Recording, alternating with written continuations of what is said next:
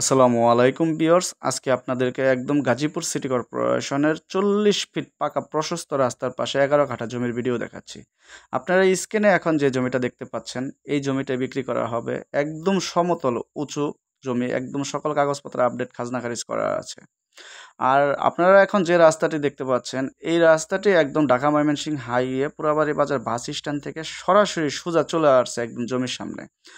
আর যে জমিটা আমি আপনাদেরকে এখন স্ক্রিনে দেখাচ্ছি, এই জমির অপোজিট পাশেই গার্মেন্টস করার জন্য বড় একটা জমি ক্রয় করেছে। আর অতি দ্রুত এখানে কিন্তু গার্মেন্টসের বিল্ডিংয়ের কাজ শুরু হয়ে যাবে।